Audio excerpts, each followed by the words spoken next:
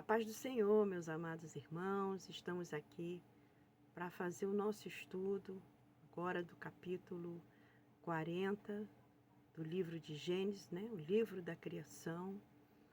E a gente vai ver aqui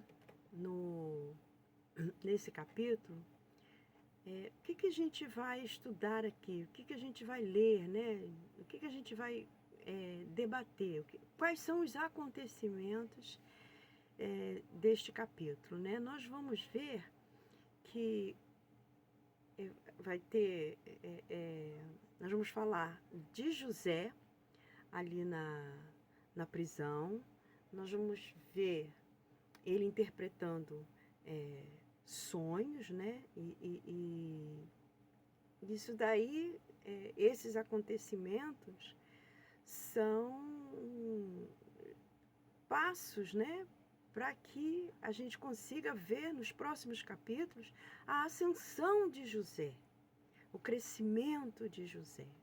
Então, o que essa parte, né, essa mensagem de José, né, da vida de José, desde ali da sua prisão pelos seus irmãos, desde a sua venda para o Egito como escravo, que nós temos que passar por algumas coisas para que o Senhor possa nos exaltar. Quanta humilhação José passou, inveja dos seus irmãos, vendido como escravo, caluniado na casa de Potifar, preso por causa dessa calúnia.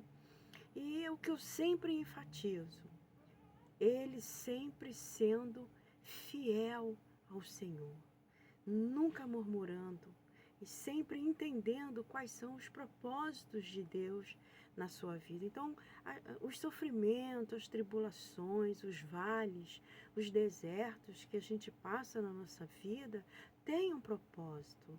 Deus não coloca a gente em prova porque tem prazer no nosso sofrimento, não. O nosso sofrimento vem nos trazer maturidade, vem nos trazer lições, vem nos trazer ensinamentos para que coloquemos em prática as coisas maravilhosas que o Senhor tem para a gente, né? O Senhor está nos preparando para algo maior. Então, José passou ali por uma administração de uma casa, mesmo sendo escravo, Potifar colocou ele numa administração de uma casa. Depois ele foi preso, ele passou a administrar outro tipo de coisa, né? Não era mais uma casa, era uma prisão. Então isso era uma preparação, porque ele ia ser o administrador de todo o Egito, de toda a terra que Faraó reinava. Então foram preparações. Foi coisas duras, foi sofrimento, foi humilhação? Sim, foi. Mas é porque algo grandioso estava para estar nas mãos de José e ele poder resolver. Então, quando nós passamos, né, por humilhações, por sofrimentos, por situações de pressão psicológica, e quando a gente entende o propósito de Deus, é porque tem algo maior para nós lá na frente. E com José não foi diferente, né? Então, foi por isso que ele passou por essas coisas. E ele estava ali na prisão. E o que chega ali, né? Vamos ler aqui, na palavra do Senhor, o capítulo 1, o versículo 1, que diz o seguinte: E aconteceu depois destas coisas, que o copeiro do rei do Egito e o seu padeiro ofenderam ao Senhor, ofenderam o seu senhor, o rei do Egito. E indignou-se muito Faraó contra os seus dois oficiais, contra o copeiro mor e contra o padeiro mor, e entregou-os na prisão, na casa do capitão da guarda, na casa do cárcere, no lugar onde José estava preso. Como o nosso Deus é maravilhoso, como o nosso Deus é sábio. Deus é estrategista. Foi colocar justamente dois funcionários oficiais de Faraó, pessoas de confiança, porque um preparava, levava a sua bebida e o outro levava o seu alimento. Então tinha que ser pessoas de confiança, né? Porque constantemente o Faraó deveria sofrer muito com ameaças de morte, e naquela época o envenenamento era o que era mais usado.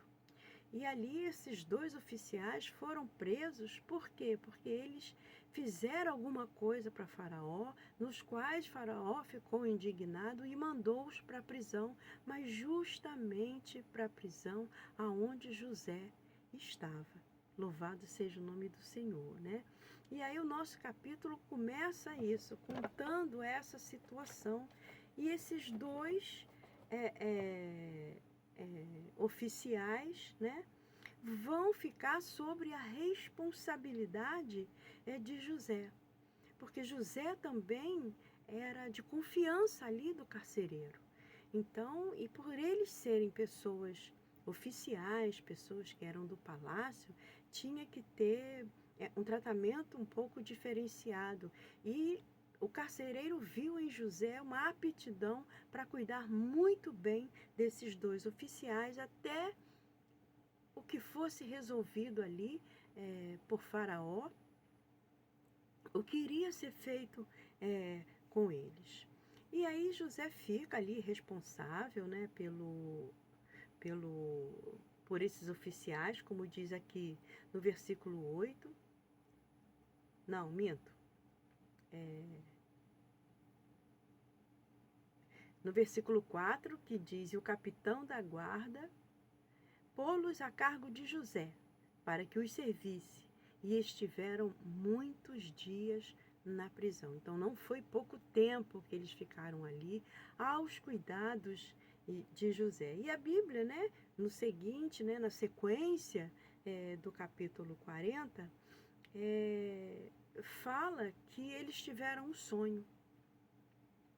E ambos tiveram um sonho, cada um seu sonho na mesma noite, cada um conforme a interpretação do seu sonho, o copeiro e o padeiro do rei do Egito, que estavam presos na casa do cárcere. Então eles tiveram ali um sonho, mas eles estavam tristes. Por quê, meus irmãos? Porque naqueles tempos antigos, ali no Oriente Médio, tinha essa cultura, né? Acreditava-se muito nos sonhos, que os sonhos falavam muito sobre o futuro. Então, eles tinham pessoas sérias, pessoas estudadas, que que faziam, né, as interpretações desses sonhos. E com eles na prisão, quem iria interpretar esses sonhos para eles? Então eles ficaram com semblantes tristes, ficaram entristecidos, sem ter como saber o que significava aquele sonho. Aqueles sonhos. E é quando chega, né, no versículo 6, vem falando assim, né? E veio José a eles pela manhã, e olhou para eles, e viu que estavam perturbados.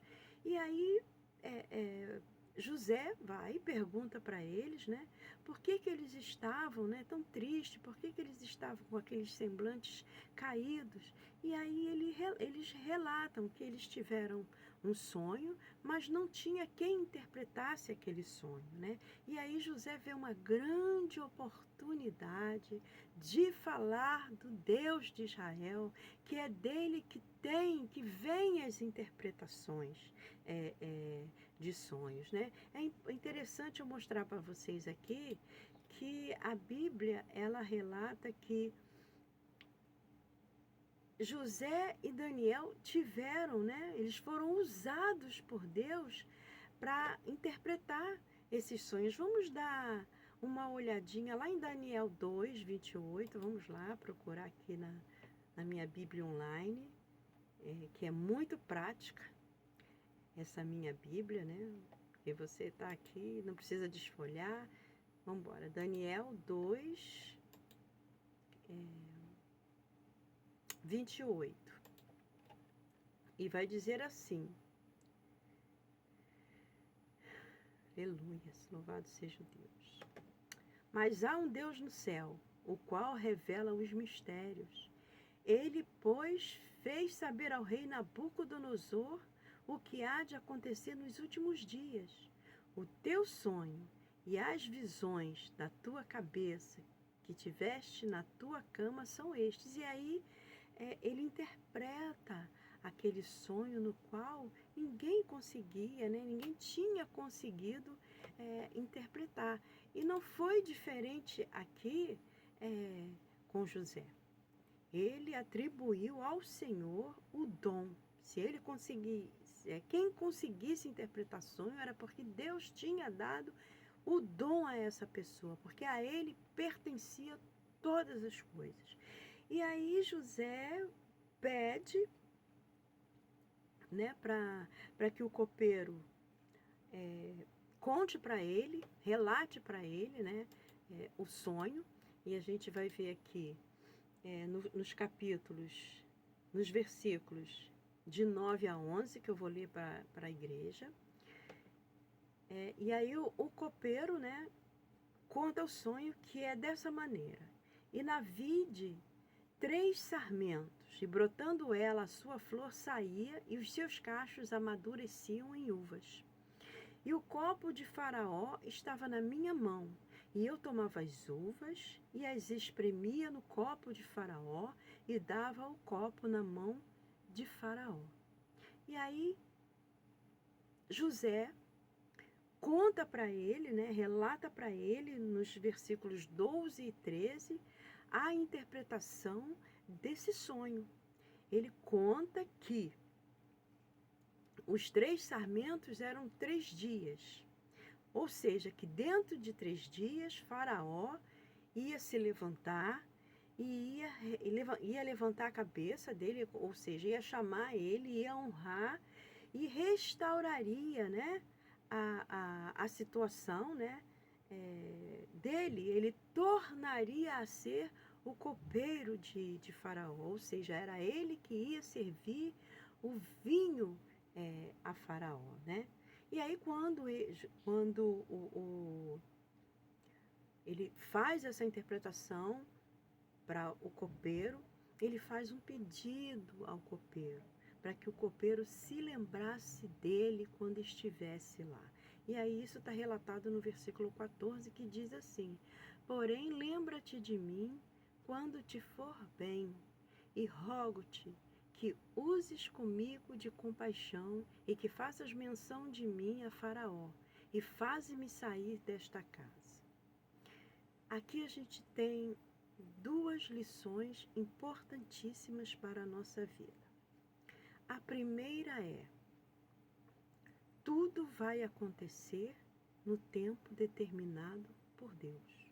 Então não é porque José pediu ao copeiro que quando estivesse diante de Faraó lembrasse dele que isso ia acontecer, porque é Deus que determina o prazo, é Deus que determina o dia, a hora, o tempo da sua aprovação. É uma lição que a gente tira. E é por isso que o copeiro não se lembra de José, porque não estava no tempo de Deus. Ele queria sim sair daquela tristeza, daquele poço, daquela cova, né, daquela prisão, mas não era o tempo determinado para Deus de que José saísse dali. E a outra lição que a gente aprende é que não devemos esperar nada de ninguém, a não ser de Deus.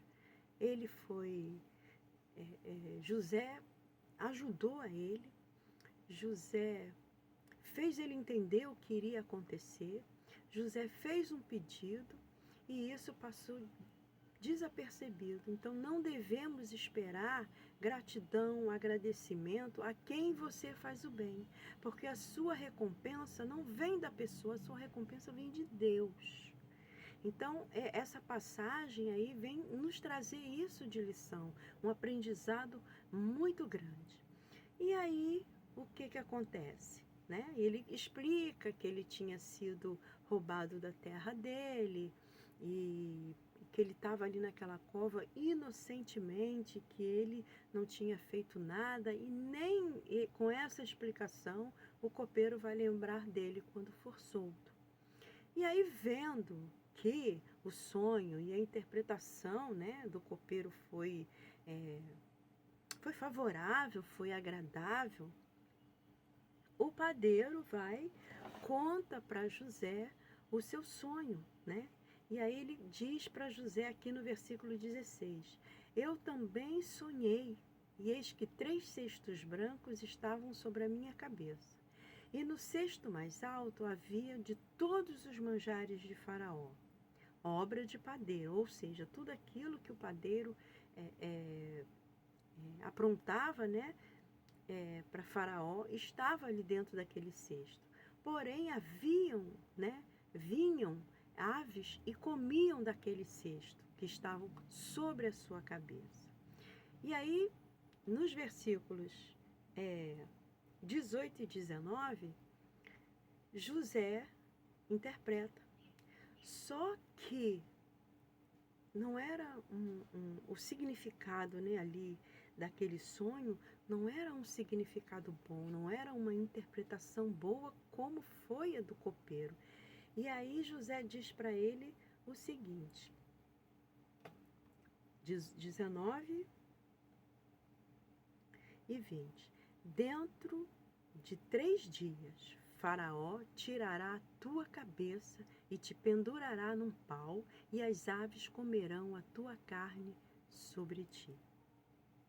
Né? E passou, e acontece, né? Passam 3 dias, conforme é relatado nos sonhos, né? Que eles sonham com 3 coisas, né? Deixa eu voltar aqui. Que fala isso, 3 cestos, né? E ali no outro eram 3 sarmentos, né?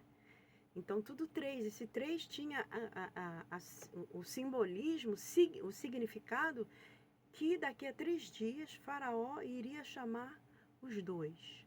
Porém, o copeiro seria restaurado, mas o padeiro seria enforcado, né?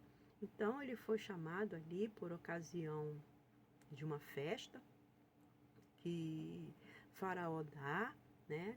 E ali ele salva um, mas condena o outro. E a gente vê o cumprimento desses sonhos nos versículos de 20 a 22, né? E aí fala assim: aconteceu ao 3º dia, dia do nascimento de Faraó, que fez um banquete a todos os seus servos, e levantou a cabeça do copeiro mor e a cabeça do padeiro mor no meio dos seus servos, e fez tornar o copeiro mor ao seu ofício de copeiro, e o serviço dele era dar, né, o copo, né, na mão de Faraó.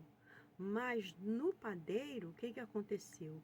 Ele foi enforcado do jeitinho que José havia interpretado.